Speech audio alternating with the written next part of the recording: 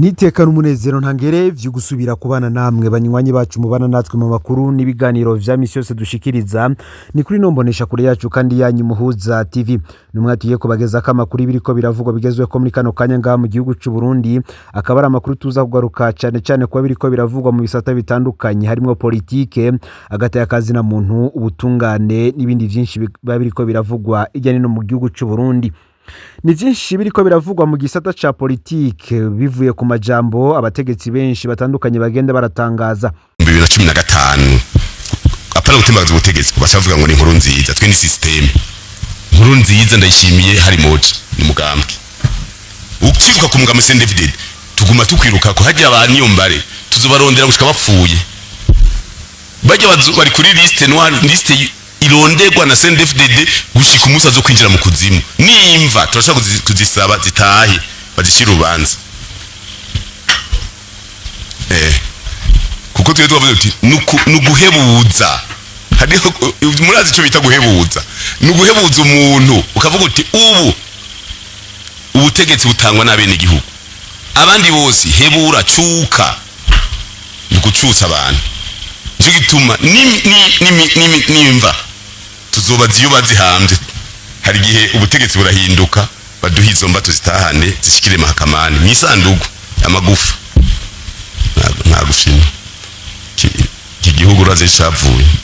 Ubwo yari mu kiganiro n'abamenyesha makuru ku munsi wejo uheze umunyamabanga mukuru umugambwe uri ku butegetsi CNDD-FDD Reveriano Ndikuriyo yagaragaje ishavu afitiye bamwe mu bahunze igihugu mu mwaka wa 2015. Abo bakaba arimo General Major Godefroid Niyombare yahoze ari intwazangabo ikomenga mu gihugu c'u Burundi akaba aratwaye ibiro bikuru vy'igisirikare ndetse kandi agatwara n'igisata ciperereza ryose ry'igihugu ngaha mu gihugu c'u Burundi. Godefroid Niyombare numwe mu bantu barungikiye ikete president Nkurunziza ryo kutitoreza ikiringo ca gatatu ndetse amwereka vyinshi mu byari byavuye mu maperereza yari yakoze ijyano hino mu mihinga itandukanye y'igihugu ndetse yumviriza no mu mashira hamwe mpuzamakungu ivyo bariko bagona cyane mu kiringo c'umuhisi Petero Nkurunziza kigira gatatu. Ni kiringo benshi bavuga ko kitari gikurikije amategeko. Benshi mu bategetsi buno munsi cyane uravye aho ibintu bigeze mu gihugu vyinshi byarazambye cyane gusumvya uko Petero Nkurunziza yasize igihugu kimeze. Benshi bakavuga ko Valens Ndayishimiye ashaka kugaragaza cyane ko Petero Nkurunziza yari yarishe igihugu ahubwo we ko yaje kukibogora. Ni mu gihe ivyo byose avuga bigaragara ko mu myaka 6 iheze ari ku butegetsi kuva mwaka wa 2020 ari bwo ibintu vyayangaye cyane gusumba ngaha mu gihugu c'u Burundi. Cyane iri shavu rero niryo batura bamwe mu bahunze igihugu babagiriza ko ari bo babinyegeje inyuma y'ibi byose biriko biraba kuri uyu munsi. Benshi bakavuga ko kudeta mu mwaka wa 2015 isigaye ari citwazo kuvyananiye ubutegetsi bwa Ndayishimiye. Dusubiye inyuma gato mu mwaka wa 2024 ubwo ari umushikiranganje wa mbere Gervais Nderakobuca kuri watwara inama nkenguza amateka yivugiye ko ibibazo igihugu kirimwo ubu bifitaniye isano n'ivyabaye mu kiringo ca gatatu c'umisi Petero Nkurunziza. Mu mwaka wa 2015 kugenekerezo ya 15 Rusama Uburundi bwari ko buravugwa ku isi nzima. Nta yindi nkuru yari ishushe ku isi guhera mu masaha y'umutaga atari tembagazwa ry'ubutegetsi bwa President Nkurunziza. Aha benshi ariho batangurira bavuga ko igihugu cari mu gihe c'imyerekano y'abanyagihugu bariko biyamiriza ikiringo ca gatatu ca Petero Nkurunziza. Imyerekano yatanguye mu gatondo ko kwigenekerezo ya 24 ndamukiza umwaka wa 2015 kubera Nkurunziza yari yaratangaje icese kategerezwa guhonyanga ibwizwa shingiro n'amasezerano ya Arusha akitoreza ikiringo kinyuranye n'ivyo abarundi bari barumvikanye mu ntango z'imyaka ya 2. Godefroid Niyombare rero yahengereye Nkurunziza ku ikirenge yerekeza mu nama y'abakuru b'ibihugu bigize EAC yabira muri Tanzania acatangaza ko abogoje Nkurunziza. Byaragaragaye ko abarundi sinzi mu butandukane bwabo bishimiye kwa rya President Nkurunziza. Henshi mu mihingo y'igihugu abanywanyi ba CNDD-FDD baciye bahindura imvyino batangura kuririmba Niyombare. Abapolisi bariko baratuza abakora imyerekano baciye birutsa guko bari barushe. Kuba ariko bakora imyerekano bo yari isinzi dasanzwe. ibintu vyavuye bihindura isura, abahemu baba benshi maze abaziga inyungu bisubiza ubutegetsi, gutyo Niyombare acakura ameza. Benshi mu bari mu butegetsi bw'igihugu kuri iki gihe bavuga ko aba bakoze imyerekano mu mwaka wa 2015 ari abansi b'igihugu, mbere benshi bagiye bakurikira mu buhungiro iyo bahungiye bakabicirayo, abandi bagahamwa. Ni mu gihe n'aba bahunze igihugu bavuga ko abari mu gihugu ari abategetsi bahunyanze ibwirizwa shingiro n'amasezerano ya Arusha mu kwemerera Nkurunziza ko yitoreza ikiringo ca gatatu. Iyi kudeta yo mu mwaka wa 2015 ni kimwe mu bintu bikomeye vyahungabanije igihugu. Bamwe bakavuga ko ngo ari ingabirano itangajwe ifiswe n'abategetsi bo muri CNDD-FDD, ngo barafise impano bisangije kandi bahuriye ko yo kuvyuka bararirimba ikintu bakacita ciza mu kandi kanya ukumva bariko barakivumagura. Ni kenshi Nkurunziza yishongoye mu majambo akarishe aha isinzi ku bihuhusi vyo mu mwaka wa 2015, ariko mu kandi kanya uwo nyene waje kumva atanguye kuvumagura bakoze imyerekano n'abashatse kumurika ku butegetsi, akavuga ko aribo bateje ibibazo igihugu kirimwo. Igihe cyose Nkurunziza abonye ikibazo ngo adafitiye inyishu yace yigovyoza kudeta mu mwaka wa 2015. Muti rero kuki abategetsi benshi bikika muri kudeta mu mwaka wa 2015 bakavuga ko ariyo yateje ibibazo vyose biri mu gihugu, mu gihe bo vyinshi vyabananiye gubitorera inyishu. Ku minsi mikuru ihambaye y'igihugu nko ku munsi w'abakozi n'akazi canke umunsi w'ukwikukira, Nkurunziza ubundi yategerezwa kumara umwanya munini ariko aravumagura batavuga rumwe n'ubutegetsi hamwe n'abashatse gurika ubutegetsi bwiwe. Kudeta yacitse mu kanwa ka Nkurunziza icitwazo cyo kuremesha imbonerakure n'abagumyabanga bari mu bibazo vy'ubukene. Yaguma abereka ko vyose vyavuye kuri General Niyombare, akababwira ko iyo kudeta idapfuba, ibihuha biba vyarahuhutse, kandi abatagira ubwenge benshi ngo bagiye barabibona gake gake, abandi bakavyemera abandi ntibavyemere. Ngo rero ibi vyo guhamugwa na kudeta yo mu mwaka wa 2015 navyo vyaradukiriye ubutegetsi bwa Ndayishimiye. Kuva ari umukuru w'umugambwe gushika n'ubu aguma yerekana ko CNDD-FDD yatsinze umwansi, ariko uyu mwanya agatangura kwidoga nk'uwatsinzwe. Kuva hawe kurongora igihugu, Ndayishimiye yisanze mu bibazo atari yiteze. Igisata cy'ubutunzi cyaramubanye amazi, bimwe biteye isoni ku rugero naho yidadira takigira ayacira n'ayamira. Yanahuye n'ikibazo c'abamugwandiza indani mu butegetsi ku buryo asa nuko ata muntu numwe acizeye kiretse umukenyezi wiwe gusa. Ikibazo c'umutekano wo hanze no hagati mu gihugu ntikimuhumuriza. Umukuru w'igihugu yashuye abasirikare baba 200 muri Sud Kivu, maze inyeshamba za M23 zirabakinagiza kuva muri Goma zibajabukana Uvira, kuri ubu nabwo bari hafi gutanamo mu mitwe muri Fizi. Ndayishimiye agezaho aguma boroga ko afise ubwoba ko u Rwanda rushobora kumutera. Hagati mu gihugu ageze hatacizeye bishemeye igisoda ciwe ku buryo asiga adatinya kuvuguruza ivyatangajwe n'umukuru w'ingabo mu binyamakuru vyigenga. Aha karorero gatangwa ni kuri ryaturika ryabaye mu ikambi Baze. Biri no mu vyatumye yigena giturumbuka nk'umukandida mu matora yo mu mwaka uza, kuko abona ko intwazangabo nyinshi muri CNDD-FDD zitakimufitiye icizere ku buryo zoshigikira kandidatire yiwe. Kuri ibi bibazo bike rero tuvuze ngaha muri vyinshi, ngasigaye abura aho yibera nawe ngo abigereka kuri kudeta yo mu mwaka wa 2015. Ariko nubundi ntigahera, kuko rimwe na rimwe abuze inyishu atanga kuca abajijwe ngaca avuga kuri kudeta. Mu gihe mu minsi iheze nabwo Evariste Ndayishimiye ubwiwe yadukije akavuga ko leta abenyegihugu bavuga atayabona. Akarorero ka hafi ni amajambo umukuru w'igihugu yaherutse kwishura umumenyeshamakuru w'ikinyamakuru Jeune Afrique ku igenekerezo 10 Rusama y'umwaka. Umumenyeshamakuru yamubajije impamvu vyamunaniye kubahiriza agateka kazina muntu, aca yishura ko vyatumwe na kudeta yo mu mwaka wa 2015. Ariko itandukaniro ririko riboneka hagati ya Ndayishimiye na Nkurunziza nuko gahoro gahoro Ndayishimiye ariko aragabanya kwegeka ivyamunaniye kuri Niyombare na kudeta yapfuvye, mu gihe Nkurunziza we yarinze ashengera amwegeka ko ivyo vyamunaniye. Bamwe bati ese kudeta yo mu mwaka wa 2015 tuyitera ivyatsi canke amashugwe? Ni impande zibiri zitumva ibintu kumwe. Hari abumva ko kudeta yo mu mwaka wa 2015 yari ikenewe, abandi bakumva ko ariyo yateje ibibazo. Ubundi haba mu mategeko canke mpuzamakungu canke agenga igihugu c'u Burundi ntivyemewe gufata ubutegetsi biciye mu nguvu. Inzira yemewe n'amategeko nuko hatunganywa amatora maze abanyagihugu bakitiramwo umunyepolitike babona ko afise imigambi myiza yobashikana kw'iterambere. Inzira y'amatora mu Burundi ni igikorwa cavuye kure cane. Kuva Burundi bwikukira, imyaka Abarundi bamaze kumara batwarwa n'ubutegetsi batatuye niyo myinshi cane. Mu mwaka wa 2015 Nkurunziza yariko ategura ibisa n'amatora, ariko mu vy'ukuri ngarihirikwa ry'ubutegetsi ryenyuje. Burya ngo amabi ararutana. Kudeta yagaragajwe na Niyombare ifatwa nk'igikorwa c'iteka, kuko burya ngo nico gituma n'inzoka zo mu nda zivugwa n'umubirizi. Kudeta Nkurunziza yari karazimanganya inzira nziza yo gushikira ubutegetsi, ngijya kudeta yari igamije kwamira ibikorwa bigayitse vy'agahimbo n'ubwibone. Ahibaza ko turimo turashikuza, bamwe bati ntimugira ico muvuga ciza manda ya gatatu yazaniye igihugu kiretse gusenyura ivyari vyarubatswe imyaka myinshi. Amasezerano ya Arusha yarafuswe. Ubu dufise ibwirizwa shingiro benshi bavuga ko ririmwo ingingo nyinshi zitabereye. Raba igihugu ingene gisa, raba urwaruka ivyo rugezemwo, raba igisata c'indero n'igisirikare aho bigeze, raba amasoko ariko arasha umunsi umusubirizo mu gisagara ca Bujumbura ndetse no mu yindi mihingo itandukanye y'igihugu.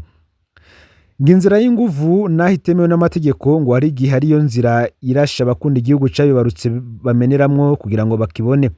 Muri CNDD-FDD barabizi ko mu myaka za 90 bisanze atarindi sanganirizo basigaranye kiretse gufata umuheto bakinjira ishamba. Ngo ndazi ko iyo baronka aho bamenera bari guhirika ubutegetsi bwa Buyoya, bagafata ubutegetsi nka kujya vyagenze mu Rwanda no mu Buganda canke muri Zaire ya Mobutu. Naho atanu umutumba bigeze bigarurira, Buyoya yahavuye abona ko bikenewe ko ubutegetsi bwe bushira imbere neza y'igihugu, maze yemera ibiganiro n'abamugwanya. Rero ngo birateye isoni iyo wumvise umurunane bagura ivyabaye mu mwaka wa 2015. Uko niko umwe mu bahinga mu vya politika bivuga. Ngo mwibuke ko ujya yigerageje yari yaragwanye mu ntambara yo kugondoza Buyoya. Niyombare ngo yaranafise amahirwe yo kwicarikwa na Nkurunziza mu bibanza vyiza, ariko yarabona ico yari yaragwaniye kitari ko kirubahirizwa. Mu gusozera, nkuko hari umwe mu bamenyesha makuru batandukanye asasangura ivya politika abivuga, agira ati twama tubabwira ko tudapfumura ahubwo tugenekereza. Ngo Ndayishimiye natikubita agashi azohava asanga ari kajana igihugu mu bihe bibi cane kandi biteye agahinda. Ndayishimiye ngari mu bantu nzi ko bagwaniye ko Abarundi bashiraho ubutegetsi bwumvikanywe ko biciye mu matora. Ngo ibintu arimwo vyo gushaka gukora amatora ameze nk'irikwa ry'ubutegetsi bizohava bikwega karambaraye. Ngo burya yo kwihesha iteka ni Abarundi bomwita umushinga ntahe nyawe. Iyo ngendo yo gutinya guhiganwa kubera atinya gutsindwa ngo izohava imumaramaza. Ehe irabire namwe ngo umukuru w'igihugu ageze aho atinya higanwa indani mu mugambwe we, agatamwo kubanyanyasa mu gihugu, ariko akora ibishoboka vyose kugira ngo agatorwa asa ntibahurire mu matora. Ngiba ariko arakora bisa no gukoresha inguvu. Aha rero amenye ko ariko kwegera Abarundi mu mosha mabi yo kwiyumvira inzira y'inguvu kandi ngazicuza cane. CNDD-FDD ngiriki yahirika ubutegetsi mu gacerere ntangere. Mu mwaka wa 2015 amatora Nkurunziza yakoze nta hataniye na kudeta. Mu mwaka wa 2020 naho nyene ubutegetsi ngo bwararitswe kuko uwatsinze siwe yatwaye, nkuko benshi babivuga, ndetse n'uyu afise ikinyamakuru Burundi Libre abisigura. Ngo naho rero ngo benshi bariko barabona ko mu gihugu ibintu vyayangaye, mbere benshi mu bategetsi iyo bashatse kubigaruka ko cane bavuga ko igihugu cishwe nabo bose bavuga ko vyabaye mu mwaka wa 2015, akaba ari vyo bagaruka ko.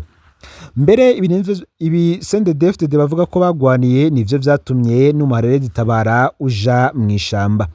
Varisi Ndayishimiye benshi bakibuka ikiganiro yagize kugenekerezwa 28 ukwezi kw'indwi uyu mwaka wa 2026 n'ikinyamakuru BBC Gahuza, aho yagize ati mushaka ingwano tuzoyakira, mushaka amahoro tuyakire.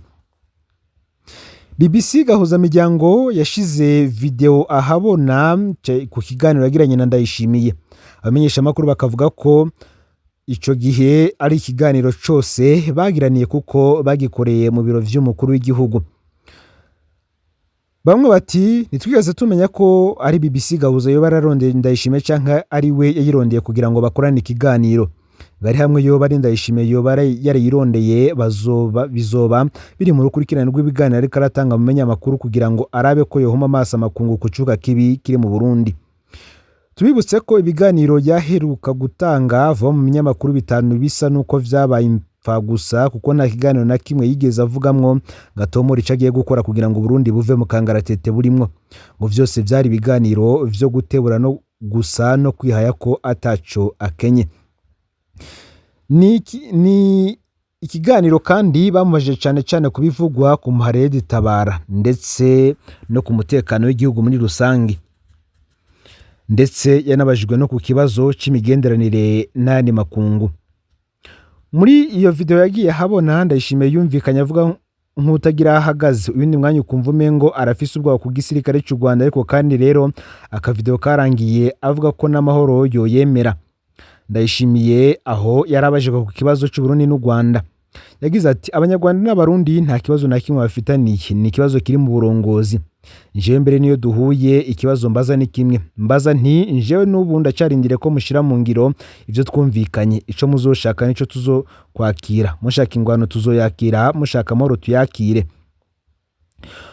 Ahangaha rero benshi nibwo bavuze ko ikibazo gihari cyo kugara imbibe n'ubundi kiri kuri leta y'u Burundi gusa, twabutsa ko igihugu cy'u Rwanda cyo kitigeze gitangaza kugara imbibe gihana n'igihugu cy'u Burundi.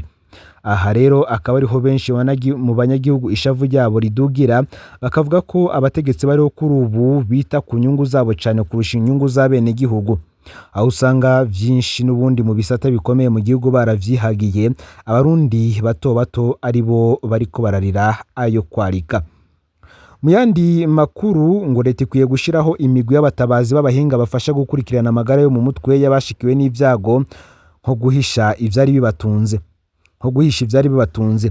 Ibi bigashikirizwa n'umuhinga mu nyifato Hatungimana Alain Joseph, aho yerekana ko abashikirwa n'ivyago nko guhisha ivyari bibatunze nk'ibidandazwa canke bigatwarwa n'imyuzurira ari bimwe mu vyago bishobora gusinzikaza amagara yo mu mutwe y'uwo vyashikiye.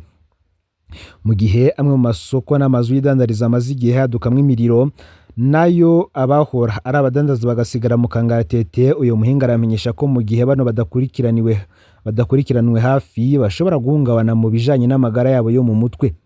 Uyo muhinga Hatungimana akavuga ko umuntu abuze utwiwe na cane ivyari bimubeshejeho, ibidandazwa yari yizeyemwo uburaro n'uburamuko, kenshi bikiba agwara igihumura, agata ubwenge, agata mizero, akabura uko yifata ndetse bikamugora no kuvyakira.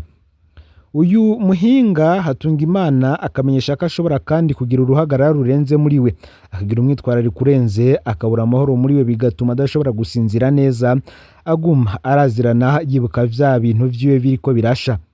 Muri ico gihe rero ngo birakenewe ko umuryango w'inshuti n'abagenzi bamuba hafi bakamufasha kwakira ivyabaye hambavu yo kumuhoza. Kubw'uyo muhinga ngo abegerewe bashikiwe n'ivyago bamuba bugufi bakamufasha mu vyo bashoboye kugira ngo yisuganye. Uyo muhinga yerekana kandi ko igikenewe hanini ari ukumuherekeza mu rugendo rwo kugandarira ivyo yabuze, kubera ko ivyo yabuze ari vyo yari yazeye k'uburaro n'uburamuko, yari amizero yiwe ndetse yarashitse ku mutima. Umuhinga Hatungimana agashikiriza ko urugendo rwo kugandarira ivyo wakunda ni nk'ubwo kugandarira umuntu wakunda yitavye Imana, ngo rurafise intambuko rucako, rutangura nyene gushikirwa n'ivyago agwa igihumure, hanyuma bikamugora kwemera ivyabaye ndetse akagira n'akabonge aho abona ko ivyo biheze, mu nyuma agatahura ivyabaye ko yabuze utwiwe, agaheza akiyumvira ingene yo kwivyukiranya agasubira gukora. Umuhinga Hatungimana Alain Joseph agasaba begereye cane abashikiriwe n'ivyago nko guhisha ivyahora bibatunze nk'ibidandazwa, ko kubitaho, kwegera abahinga banononse ibijanye n'inyifato psychologue mu gihe babonye ko banyene gushikirwa n'ivyago bagize hamuka canke akabonge, kuko bivugwa bigakira. Nayo leta nk'umuvyeyi ngo yashiraho ubufasha ndemesho kuri abo bose babuze ivyabo, bakumva yuko bashigikiwe nk'abavyeyi. Hambavu y'ivyo ngo hoshirwaho kandi imigwi y'abatabazi b'abahinga psychologue batabara vyihuse bakumviriza écoute psychologique abashikiwe n'ivyago ata buryo basabwe, kuko benshi mu bashikiwe n'ivyago ata buryo baba basigaranye. leta kandi ngo yo kwifatanya n'amashirahamwe y'ubwishingizi kugira ngo abo bantu bashumbushwe hakiri kare, kwa kenshi urugendo bafata kugira ngo bazoshikaho baronke inshumbusho navyo birasubira bikabakomeretsa mu magara yo mu mutwe, haba mu bijanye n'intambuko zikenewe, haba mu bijanye n'ingene bakigwa, haba mu buryo bumvirizwa, haba mu buryo bakigwa, haba mu buryo baza kubabaza ivyababayeko, ugasanga ni bimwe mu bigaruka kubakomeretsa no kubadugiriza igisebe bibuka ivyababayeko. Ivyo rero akaba ari ibitangazwa n'umuhinga yahinyanyuye vyinshi bijanye n'amagara yo mu mutwe, akebura leta kuri zimwe mu ngingo yofata kugira ngo ikingire aba bahuye n'ivyago. Cibitoke bo basaba ko boronswa ikindi kibanza bafubamwo ababo. Ukwezi kurarangiye, ikibanza citongo ry'abapfuye ryahitwa mu Vyirucugawe. Ico kibanza cugawe n'uburongoye ikambi ya Cibitoke, yemeza ko ico kibanza canyazwe iyo kambi. Abantu bafise abapfuye mu buruhukiro bw'ibitaro vya Cibitoke kandi baba bitavye Imana ku mugwa mukuru wa komine Cibitoke, bategezwa kubashingura kure ahitwa Murambi mu Rugombo, abandi nabo bakabashingura mu matongo yabo. Aho bakaba baba bahawe urusha n'ubushikiranganje mu vyo bujejwe harimwo intwaro y'agati mu gihugu. Abanyagihugu bo ku mugwa mukuru wa komine Cibitoke bagasaba ko boronswa handi hantu hagufi bashobora gushingura ababo. Umusore wa komine Cibitoke Naje Neza Eloge agasaba abanyagihugu kwihangana kuko yandikiye buramatari w'intara ya Bujumbura kugira haboneke ikindi kibanza kuko ubu arindiriye inyishu. Ngaho rero amakuru yaragezwe ko muri kano kanya, ufyonde subscribe canke sabone niba utarafyinda ko kugira ngo tujikanwa nadushikiriza usangiza no makuru bagenza aho bari hose kugira ngo nabo baje baramubambira shikirwa nebe biriko biravugwa bigezwe ko ngaha mu gihugu c'u Burundi, hanze y'imbibe z'igihugu c'u Burundi ndetse no mu makungu ya kure. Numuhuza TV, Imana yabahezagiye mu bikorwa vyanyu vya misi yose muri ko murakora. Amakuru n'ibiganiro vyacu vyo birabandanya.